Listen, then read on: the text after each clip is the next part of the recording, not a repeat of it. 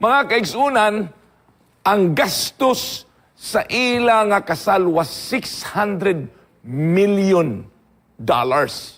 Kung ato kini siya suklian sa Philippine peso, it is equivalent to 34.2 billion pesos.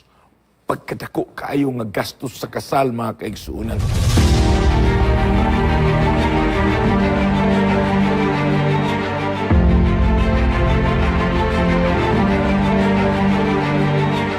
O Diyos nga mahan, kami nagahangyo sa imong balaang espiritu, magauban ka namo samtang amo kining pagtun-an ang mensahe sa sanktuaryo. O Diyos, dili kaninamo masabtan kung wala ang imong presensya ng mga abri sa among hunahuna o kasing-kasing. Salamat sa imong assurance nga ikaw magauban ka namo.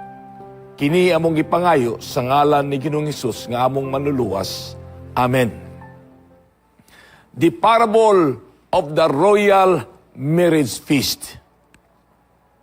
Ni atong nilabay nga tuig 2024 na ay dako kaayo nga kasal nga nahitabo.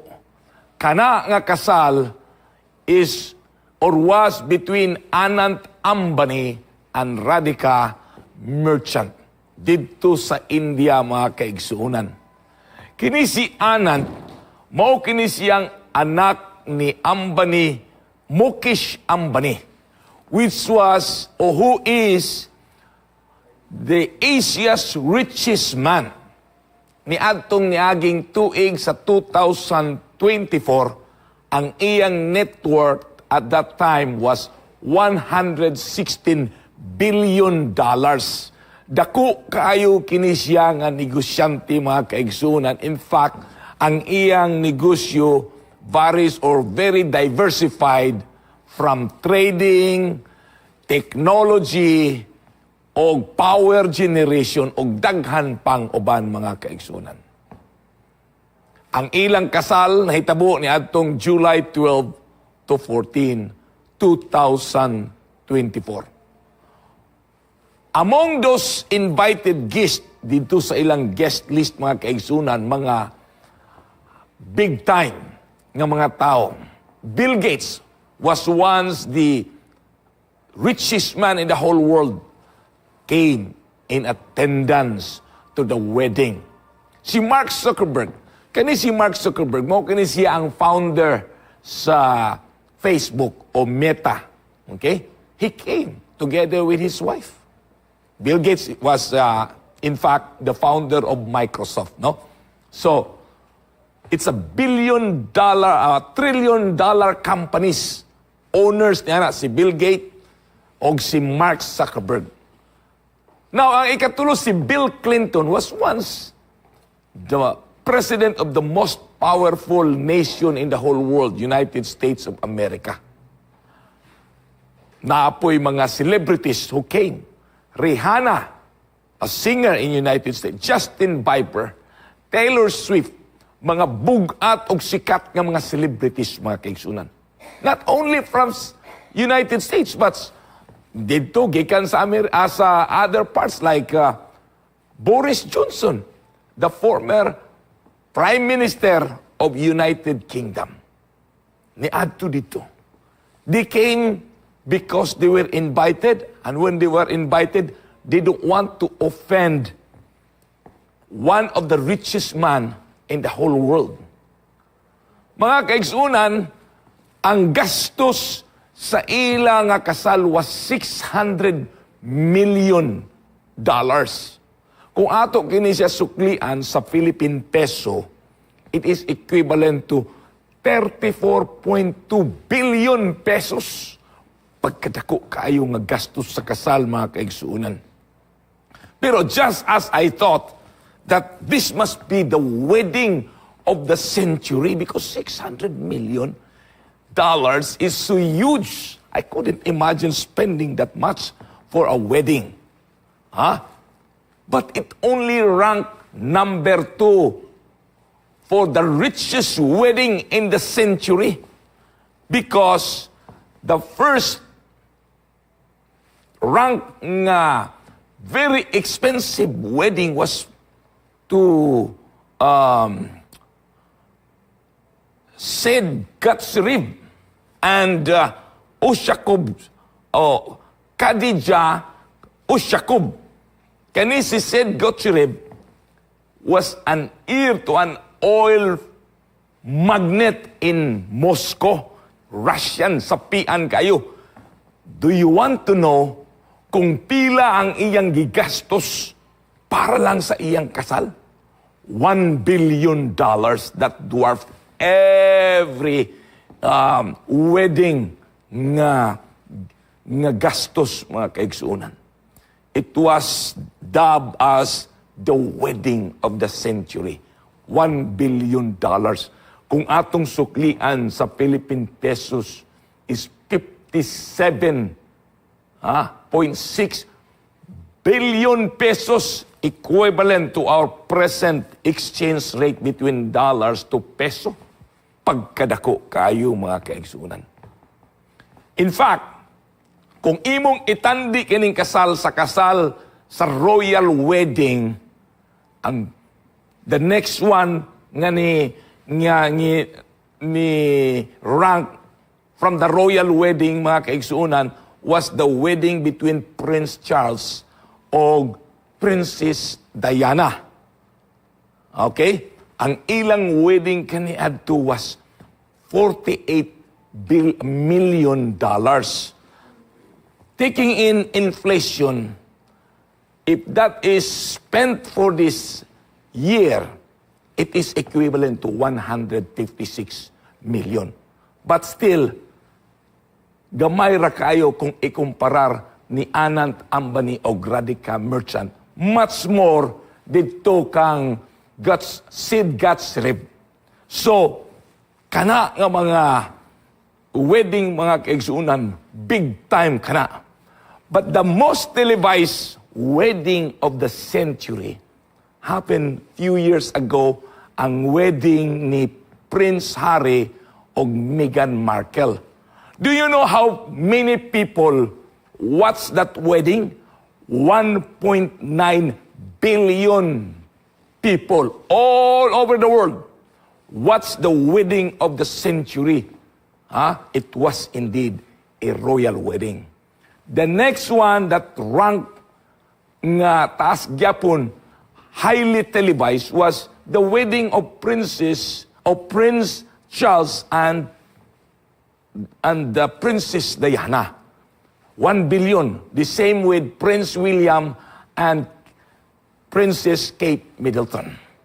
So, they were the highly televised nga wedding of the century. Now, na ay wedding or marriage feast nga gihisgutan dinhi sa Matthew 22 verses 2 to 5. This was indeed gisugyot ni Ginoong Hesus dito sa templo. Unya, kini siya nga parabulo, mga kaigsunan, was in fact directed to the Pharisees, to the Sanhedrins, o mga pari ni adtong kapanahunan. So, atong basahon, Matthew 22, 2 to 5. The kingdom of heaven is like a king who prepared a wedding banquet for his son. Okay? He sent his servants to those who had been invited to the banquet to tell them to come, but they refused to come. Meaning, kanang king was represented by God, and the son was Jesus Christ. Okay? Then he sent some more servants and said, tell those who have been invited that I have prepared my dinner. My oxen and fattened cattle had been butchered, and everything is ready. Just come to the wedding banquet. Wala nagmakuli pag-inbitar, pag-usab ang hari. Giingnan pagani niya nga, igna sila nga, ready na ang pagkaon kay ang baka ug mga mananap nga pag-ihawon, na ihaw na. Gi-prepare na ang pagkaon. They just have to come to the wedding. But they paid no attention and went off milakaw. One to his field, o katong uban, ni adto sa ilang negosyo. Padayon na to sa versikulo 6 pengun 8. Ang uban, ilang gidakop to nga mga servants nga nag-inbitar kanila nga gisugo sa ilang hari nga aggalon. They mistreated them and killed them. Gidagmalan ang uban, gipatay pagyud mga kaigsunan. Unsa kay bation sa hari nga nagsugo? Of course, masuko. The king was enraged. He sent his army and destroyed those murderers and burned their city. Then he said to his servants, the wedding banquet is ready, but those I invited did not deserve to come. Now, padayunon na to sa versikulo 8, paingon sa 11. So nag-ingon ang hari ngadto sa iyang mga sulugon. Muadto mo sa kadalanan, sa bisang asa nga sulok sa ato nga syudad o sa ato nga ginharian, invite them to the banquet, anyone you find. Bisang kinsang inyong mahimamat, imbitaron mo sila. So the servants went out into the streets, gathered all the people they could find. Akong gi-underline, please take note, the bad as well the good. Walay pili ang mga daotan o mga maayo. And the wedding hall was filled with guests. Napuno ang iyang wedding hall. But when the king came in to see the guests, he noticed na siya'y naalinggatan nga tao nga wala nagsuot ni anang wedding clothes. Naadi ay catch mga kaigsunan. Everybody is invited. Pero na ay uniforme kinahanglan nga suoton. Mauna ang catch. Everybody is invited, but they have to wear the uniform. Now, padayuno na to sa versikulo 11, paingon sa 12. He asked, iyang gipangutana katong wala nagsulob sa wedding garment. Ningon siya, giunsa man nimo pag-anhi dinhi nga wala ka man nagsuot sa imong nga bestida. Mga kaigsuunan, ang tao nga wala nagsuot sa bestida was speechless. Speechless, wa siya nakatubag mga kaigsuunan, kay ngano nasayod siya nga wala gyud niya kini gisolob in purpose. Nakadawat siya sa bestida, pero wala niya gisolob.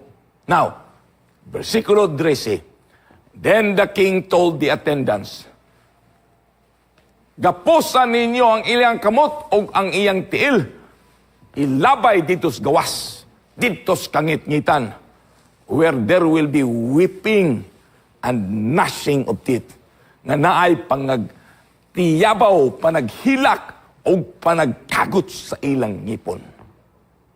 Mga kaigsunan sa versikulo 14 nagaingon, for many are invited, but few are chosen.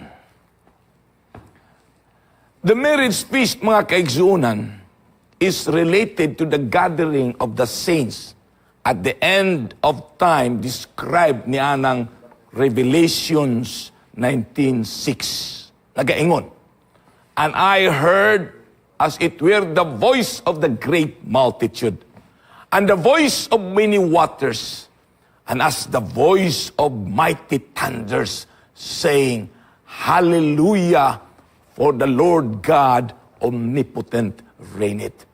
Dako kayo nga selebrasyon, mga kaigsuonan, ang nahitabo dito sa langit. Okay? Now, para ato ginisiyang masabtan, sinsilyuhon nato ni siya pag-ayo. Ato ni siyang hiwa-hiwaon sa 5 kabahin. Okay? 5 kabahin. Ang unang bahin, which is found in Matthew 22, verses 2 to 7. Nagaingon dito, mga kaigsuunan, nga kana di ay anak nga girefer, mao kana si Ginoong Hesus. Kanang hari nga girefer, mao kana ang Dios nga Amahan, nga nagpadala sa iyang sulugoon aron maimbitar katong iyang mga dinapit, the guest. Katong iyang mga dinapit, the guest, they are special. Special to siya. Why I'm saying special? Kay duol og suod sa iyang kasing-kasing. Dili basta-basta. Dili ordinaryo. They were special. But the invited guest, katong gitawag na tog special nga mga guest, pagka-busy naman lang gyud sila sa ilang kinabuhi. Wala gyud sila ni attend. Unya, ang hari nagpadala usab pag-utro sa invitation. Giignan pag yun niya nga igna sila nga ready na, di na sila maghulat. Kay usahay ang paghulat sa pagkaon, gutom usahay. Naunayin ko siya, humana ang pagpatay ni adtong mga gipatambok nga mga baka og mananap para ihawon, lutoon, ready na, naanas lamisa, muanhin na lang sila para magsugod ang atong kumbira. But the guest ignored it. Ang uban gani kanila, gipatay na hinoon ang iyang sinugoon sa hari. Siyempre, ang hari yun masuko, busa, iya pong gipatay kining mga tawhana. Mga kaigsunan, according to the Middle Eastern customs, kailang custombre, kinaiya, susama sa atong kinaiya, nga kung naay kasal, ato yung kinisiyang ipadala ahead of time. Dili makapwede nga magpadala ka karog invitation ugma ang kasal o tawagan nimo, brother, can you come because tomorrow is my wedding? You cannot do that. Wedding is once in a lifetime for good nga mission. Pero kung dili ka giswerte, nawala ang imong asawa o imong bana namatay, so kaduha ka o katulo. But wedding is once in a lifetime, mga kaigsuunan. Busa, preparahan yun ka na nimo, imong ipadala ang invitation ahead of time. Then another invitation. The dinner was prepared. Oxen and the fatted cattle already killed. Everything is ready. They just have to come. Unsay meaning ni anak mga kaigsunan? For 1,500 years since the time of Abraham, the time of Isaac and Jacob, okay? God had promised the Jewish nation or the Jewish people that the Messiah would come. And Jesus came. Natao si Ginoong Hesus, pero natao sa pasungan. Not as a kingly royal birth, mga kaigsuunan, nga dito sa palasyo, sa pasungan lang in taon. Si Ginoong Hesus gani in Mark 1:15, iya pamang gani gi-declare, the kingdom of God is at hand. Iya kining gi-announce, na ang ginharian sa Diyos. Pero the gospel invitation was rejected by the Jewish people, the special chosen people of God. Okay? In fact, the gospel was preached long time ago. Meaning long time ago, even at the time of Adam and Eve, who just committed the transgression of the law of God. God said, in your offspring will come a seed who will become the Savior. That was a gospel, my dear friends.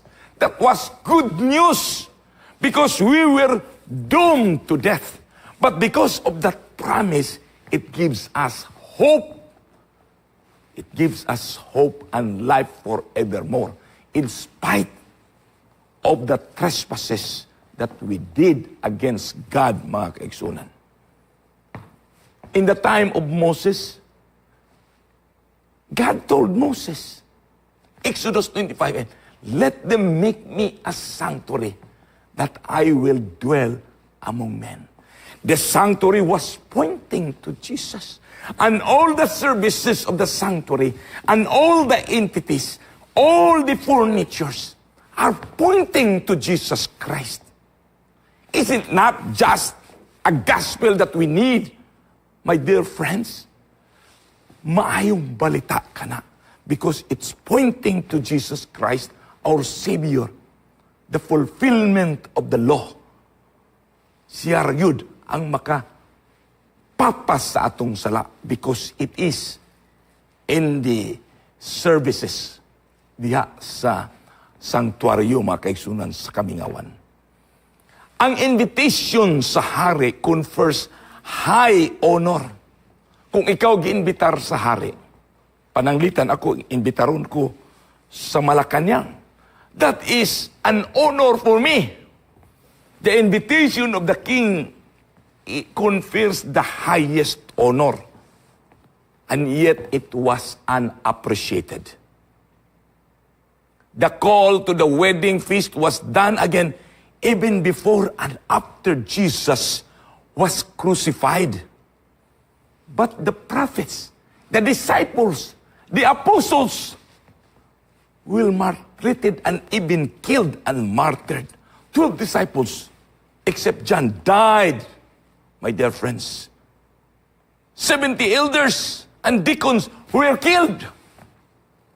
But at the time that Apostle Stephen, died in 36 AD, the invitation for all kinds of people was done, my dear friends. So God renewed the invitation, but now to everybody, not only to the chosen people, including the Gentiles are invited to come on the wedding feast.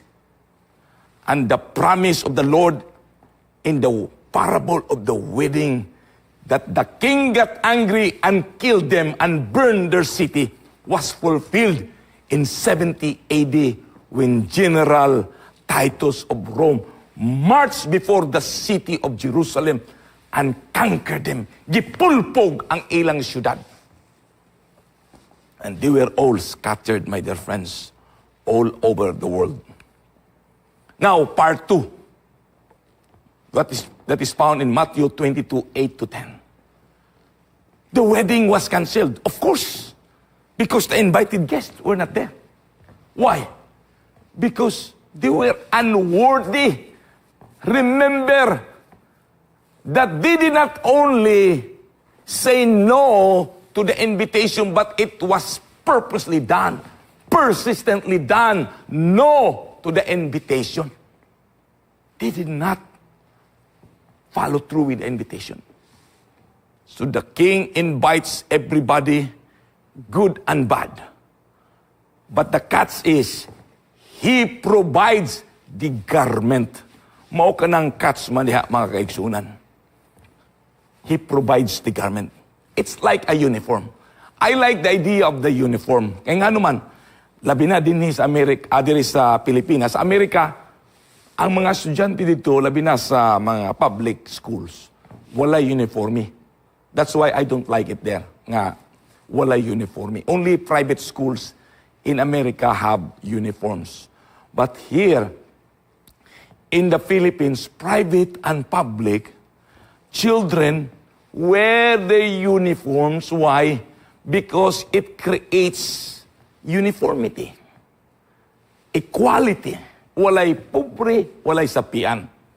Ang bestida sa usa ka estudyante nga anak sa sapian, parehas gyud sa bestida sa anak sa pobre. Meaning, we are all equal. Okay? Sa atong pagtuon, pagtungha, diha sa tunghaan. Okay. God is also like that. There is no distinction. Before, originally, God has a special and favored people who were the Israelites.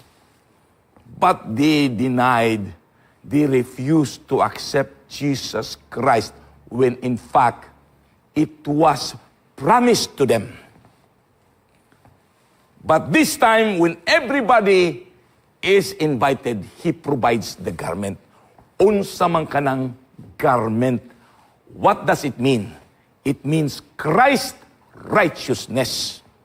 What's na Christ righteousness? Magbutang kag sanina, Christ righteousness? No. That means the character of Christ. You should wear it. Imo na kanang sulubon, meaning imo na kanang bansay-bansayon ang kinaiya ni Cristo.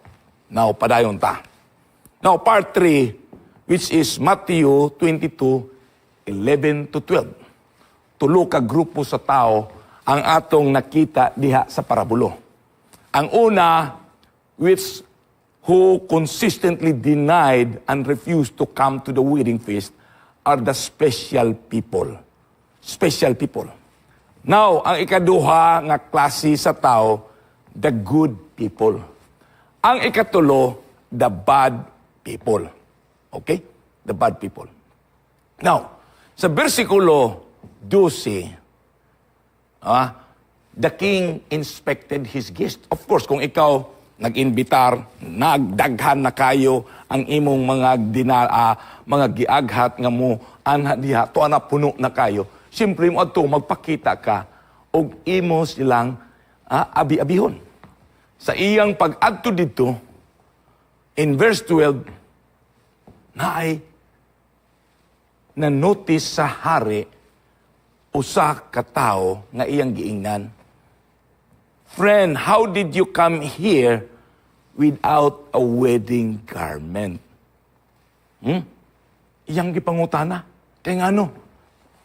Manotice gid siya kay ang tanan nagsanina magputi. Nya siya nagsanina taon og pula. Makita gid siya didto ang iyang sanina.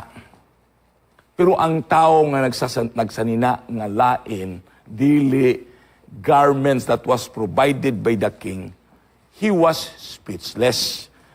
Wala siya ni sulti, wala siya mitubag, kay ngano, kabalugid siya, nga he messed it up. Iya gitong kaugalingong sala. Kay ngano man, iya mang nadawat ng garments sa iyang invitation.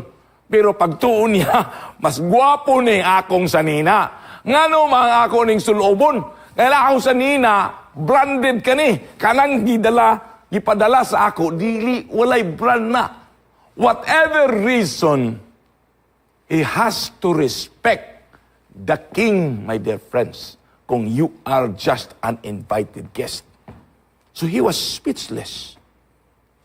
Speechless, he know the reason. So, nagtuo siya nga mas maayog yun ang iyang wedding garment.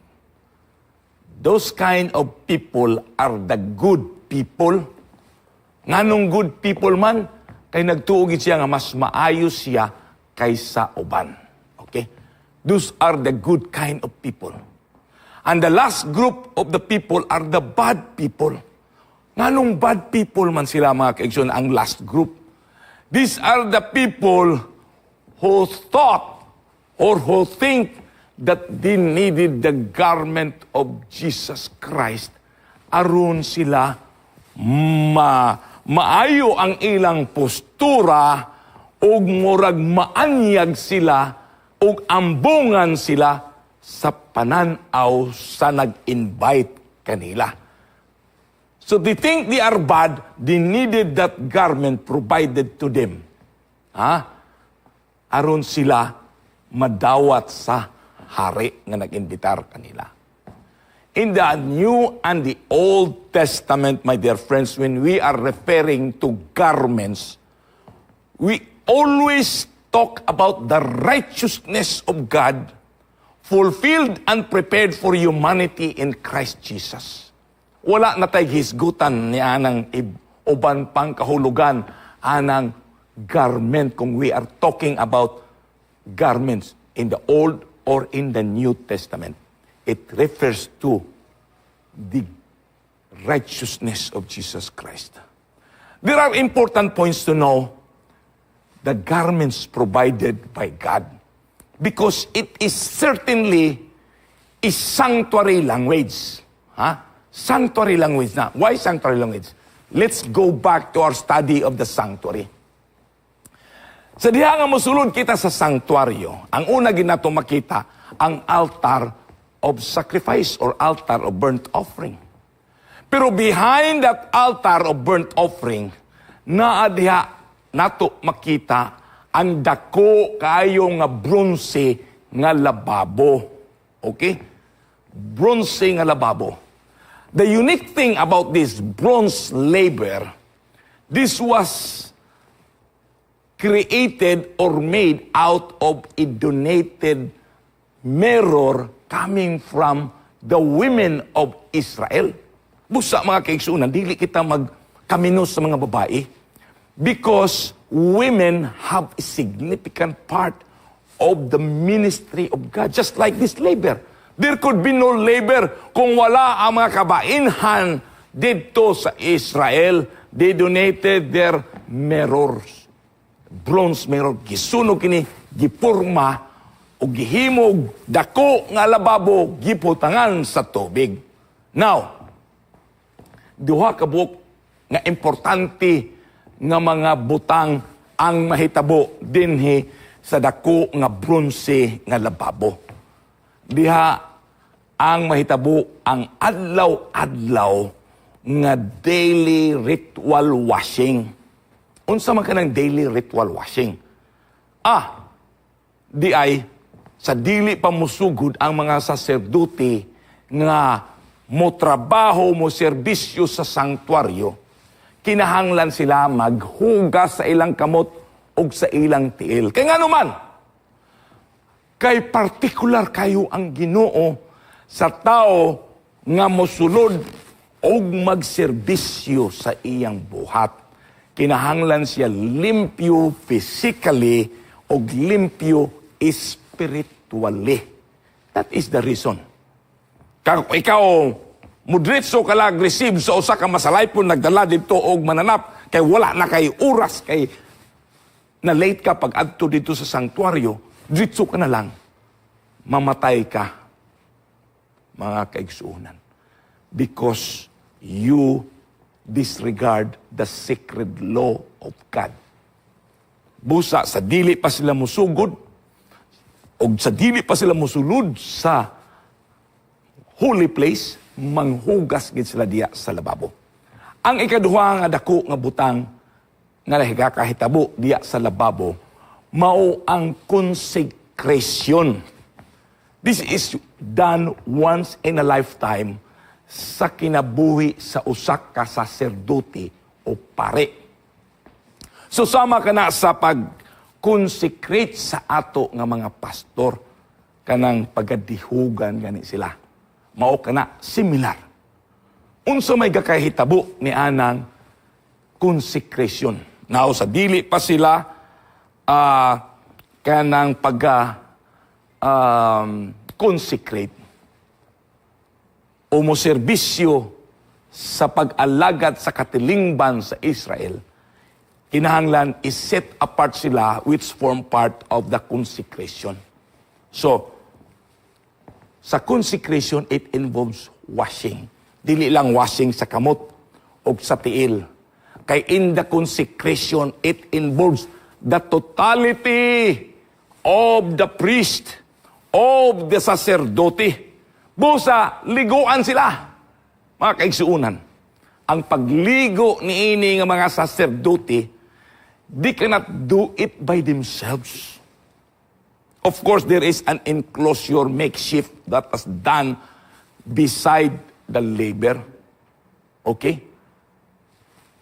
Si Moses Rayud ang pwede muligo kang Aaron as the high priest, consecrated for the service of the Lord.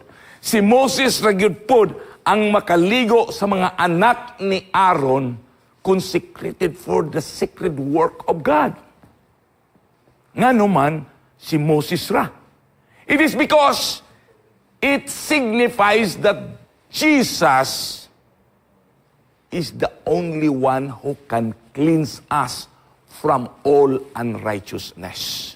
Nobody does the cleaning for yourself except Jesus Christ with the washing of the water of the Word of God. Mao ka nang but pasabot nga si Moses, a type of Jesus, an intercessor, nga siya ang muligo kang Aaron. Bisan gani si Aaron matingala siguro, yung siya ka Moses, ikaw gid muligo na ako, nga okay man akong mga kamot, pwede man ko makakuha ng kabo. No. Because this is an express specific instructions of the Lord. Wala tayong mahimo mga kaigsuunan. Kay bisang paghunahuna na to nga dili na maayo, murag that is the instruction. We have to do it. So, human ni ana nga liguan, ikaw pagabistihan. Kanang bisti mga kaigsuunan, dili nga ikaw ang musulob ni ana. Di kagid pwede musulob sa bestida. Kaya nga no, nobody can make you righteous except only Jesus Christ can make us righteous. Wala na. Busa si Moses gyud ang musulob niya ng bestida sa pagkapari. You might think, mga kaigsunan, kana siya nga pagtulunan, alang ra kana sa mga pari, dili na kana nato tunan. Mga kaigsunan, I tell you, the preamble of the old and new covenant of God, wala gyud na usab. Kay diha sa Exodus, nga diha ang tinguha sa Ginoo sa pakigsaad niya sa katawhan, that we become a peculiar people, a holy nation, and a royal priesthood. Ikaw ug ako, we have the right as the priest in our family. We are priest. Giusab ka na ni Pedro in 1 Peter that we are a chosen generation, a peculiar people, a royal priesthood, and a holy nation. Wala na usab ang iyang intensyon sa iyang katawan. Busa manggani, si Ginoong Hesus, mao ang atong labaw nga saserdote. We are a priest at our own right in our family. Atong giyahan ang atong mga anak. Ngadto sa Ginoo. We become the shepherd to them. That is the reason why, dear friends, that this is still relevant illustration in our time.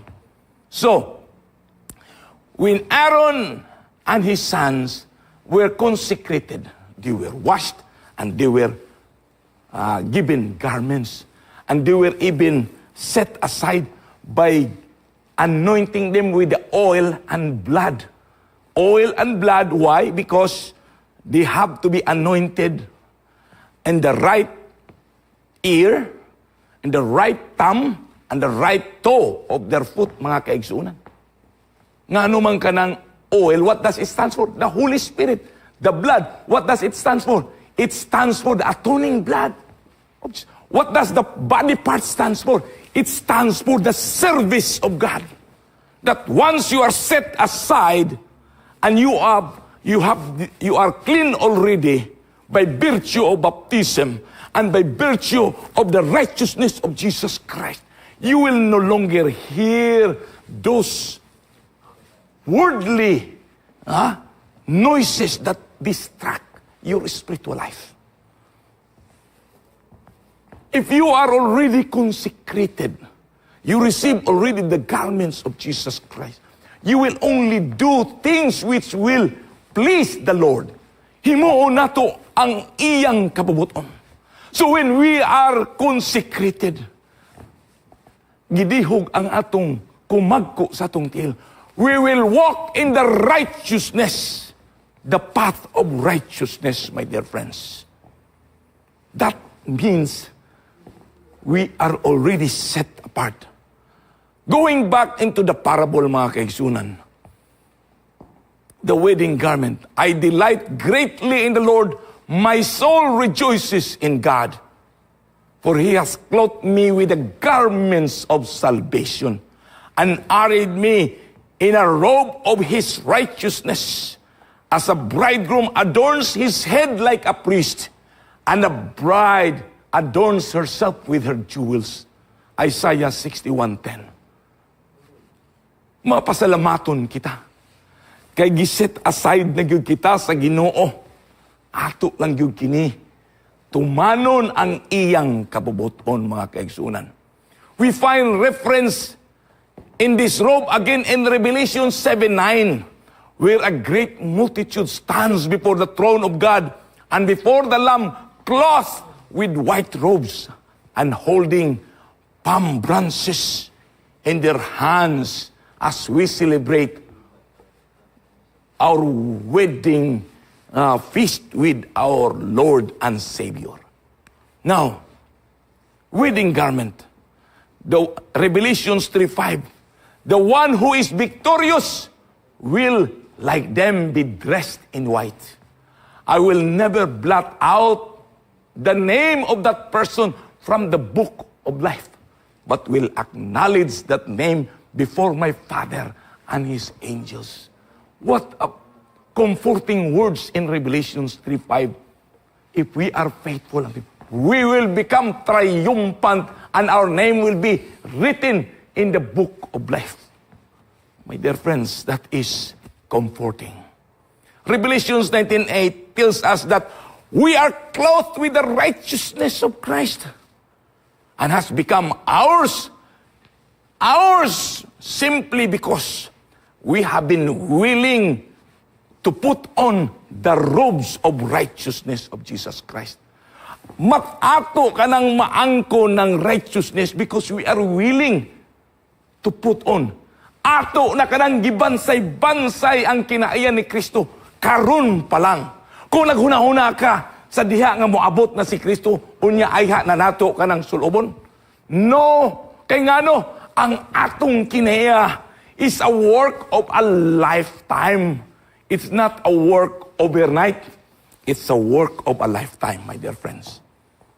In this parable, Jesus is truly concerned about these professed Christians who accepted His invitation in principle but refused to wear the wedding garment. By marriage, my dear friends, is represented by the union with humanity, with divinity. Kanang marriage mo, kanang panaghiusa sa Dios o sa kanato nga iyang mga katawhan. Everybody is given a chance to wear it and be part of God's blissful union with men for eternity. Isn't that great news, my dear friends? We are invited as guests in the wedding. But at the end, we become the core participant of that wedding feast because we become the bride. Pagkagwapo sa twist, sa istorya, sa atong malabot nga kinabuhi, mga kaigsunan. That is a very comforting words in the Bible. So we know that the garments that we talk about is the righteousness of Jesus Christ. So what is the righteousness of Jesus Christ? My dear friends, the righteousness of Jesus Christ, Colossians 2:10. And we are complete in Him, which is the head of all principality and power. So, pinaagi ra yun ni Cristo Now, the theologians are talking about imputed and imparted righteousness. Kaning imputed righteousness, mo kining grasya. Tungod sa gugma na Ginoo Hesus kanato, nagpakamatay siya, aron kita maluwas. That is grace. That is imputed righteousness. We only have to accept it by faith, my dear friends.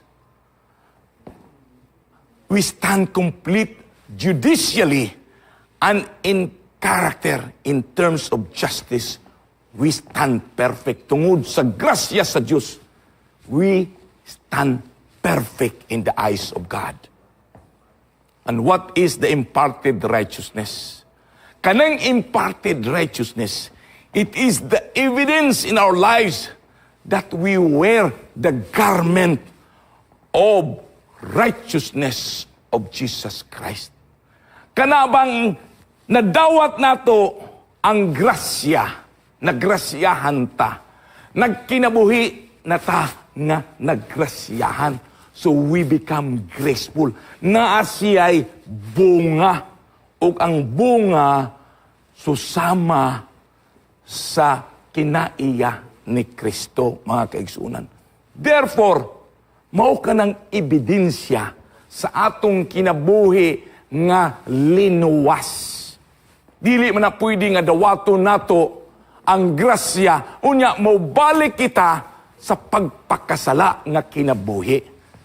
Dili ka na mao.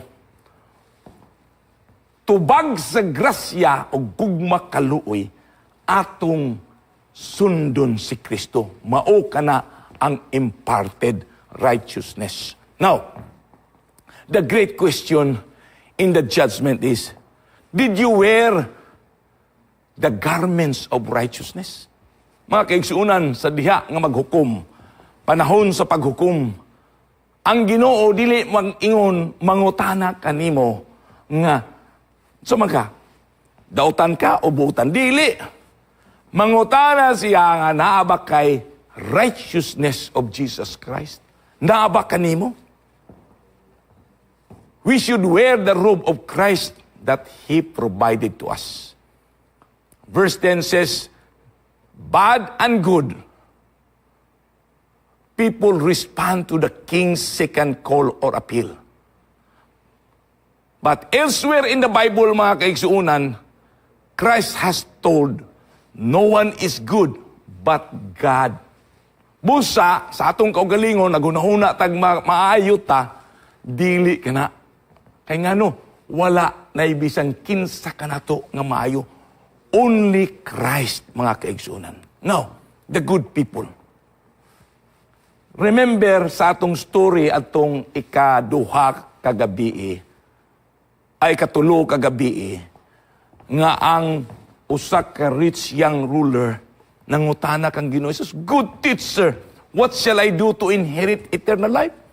Why do you call me good? Ingon si Ginoong Jesus, no one is good, but one that is God. Matthew 19:6-7. Mga kaigsuunan, in Romans 3, Paul is quoting the Old Testament that no human being is righteous. Who are the good people in the parable? Clearly, these are the ones who have confidence in their own righteousness and want to wear their own robe of righteousness. They believed themselves to be good enough to stand before the king in their own right. The Sermon on the Mount, Jesus was speaking about the good people, where they asked him on the judgment day, haven't we done many works, wonderful works, good works in your name? Haven't we cast out devils or demons in your name? Haven't we prophesied on your name? Matthew 7:22. Pero unsay tubag ni Ginoong Hesus, pahawa ka mo, gikan ka nako because I don't know you. The righteousness that qualifies the Christians for heaven, mga kaigsunan, is the righteousness of God. No, the bad people. Matthew 5:3. Blessed are the poor in spirit, for theirs is the kingdom of heaven. Matthew 5:3. The bad group is made up of poor in spirit ng mga tao. They recognize their own sinfulness. They accept the wedding garment with open arms and cry out, God, thank you for covering my filthiness, my dirt, with this wonderful raiment or garment. My dear friends, why do we need garments of God? Because we are naked. We are naked as a result of our disobedience. Sa diha nga si Adan, nakasala, kauban ni Iba, nakita nilang ilang kaugalingon, hubo, busa sa ilang pagkahubo. Nagtahi taon sila mga kaigsuunan ug mga dahon sa fig tree. Unya, sa diha nga nakita sila ni Hesus Cristo o sa Ginoo, nga ilang gitahi nilang dahon, gitagaan sila og much better nga bestida, which is panit sa karnero. And that is a better garment. Because the panit or the skin of the sheep refers to the righteousness of Jesus Christ. That is a better garment than the fig leaves, because when it dries out, it will become brittle. Or one by one, they will fall, and they will show your nakedness. What a shameful, event in your life, mga kaigsunan. So, He even give us, asa man to gikan, mga kaigsunan, tong panit sa karnero. It comes from the burnt offering nga gitudlo sa Ginoo alang sa kapasayloan sa ilang nga sala. Adam and Eve had to accept the garment from God because that is their hope nga kita matagaan sa kapasayloan sa ato nga sala. The hard part, my dear friends, is the story of Paul, Apostle Paul in Philippians 3:4-6, nagaingon, though I myself have reasons for such confidence, it's someone else thinks they have reasons to put confidence in flesh. I have more. Kung nagtuo kamo, nga maayo kamo, maayo ang inyong kinabuhi, maayo ang inyong kinaiya, madawat kamo sa Ginoo. Basin na limot mo nga mas maayo pa ko nimo. Nag-ingon si Pablo, nga naman, he has the reason, mga kaigsunan. Kung sa mandi ang iyang reason, kay nga no, kani siya iya mangong gi-address ngadto sa mga Jewish people who thinks they are good because they are kaliwat ni Abraham. They were the chosen people. Pero si Pablo nag-ingon, kung Jewish ka, Jewish ko. We have a perfect pedigree. Kung gituli ka, gituli po ko. Parehas na ta. Pero ako, parisiyo ako. Nag-ingon si Pablo. Okay? Now, naiyon pa siya. I have the perfect attitude because I am zealous to do what is right. Now, ang ikaupat, nag-ingon siya. I am thinking I am ready for the wedding feast. Philippians 3:7, mga kaigsunan, ingon, but what things were gained to me, this I have counted loss for Christ. Walay kwenta kani atubangan ni Cristo. Basura ka na, mga kaigsunan. Because to Christ or to God, only reason that you will be accepted is the righteousness of Christ. The hard part there is accepting the wedding invitation is not the hard part. But when God says, I want to take away your filthy rags and give you this garment, my son, you have to wear this. Those who are proud will not wear it. They will find it hard to wear it. Kaya ano, they think what they have is better than what God provided. Philippians 3:8, yet indeed, I also count all things lost for the excellence of the knowledge of Christ Jesus, my Lord, for whom I have suffered the loss of all things. What does it mean, my dear friends? It means, not I, but Christ is more important now. Dili ako, si Cristo ang importante niya na mga kaigsunan. The sad part, which is the part 5, okay? Now, then the king told the attendants, tie them, hikti ang iyang kamot o ang iyang tiil o ilabay dito sa kangit-ngitan nga na ang pagtiyabaw sa panaghilak o na ang panagkagot sa ilang ngipon. Matthew 22:13. The man represent those who accept the invitation, but they were unwilling to accept Christ's righteousness. The Pharisees were, of the phrase weeping and gnashing of teeth, mga kaigsunan, it's not a very good phrase because it tells us a very grim scenario. Because all these phrases, if you can refer this to other verses in the Bible, they refer to those people who receive, punishment, thrown into the hell, mga kaigsunan.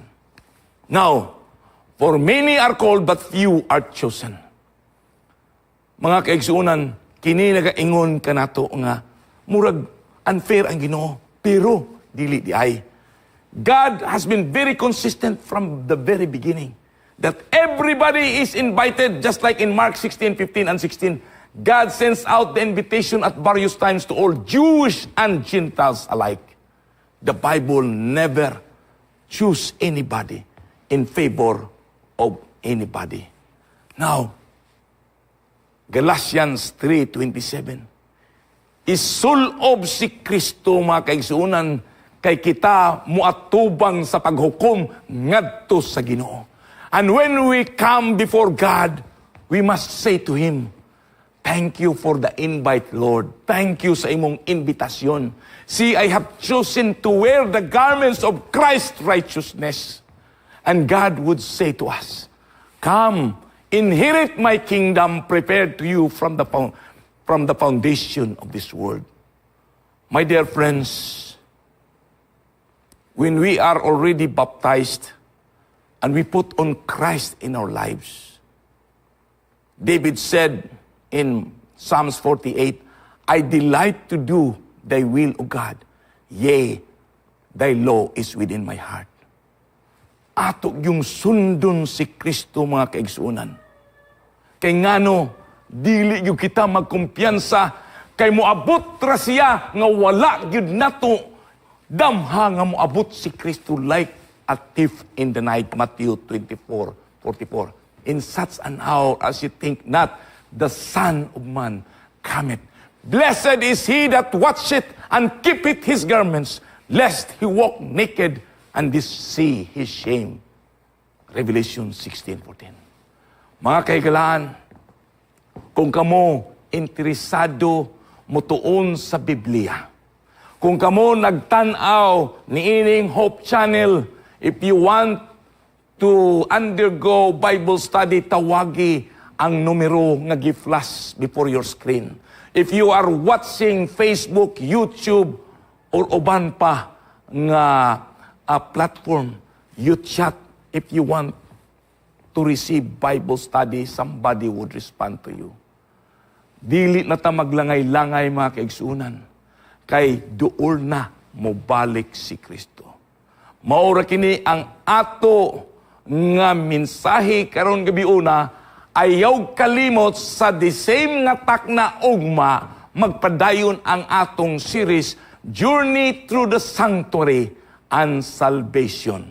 Maayong gabi kaninyong tanan.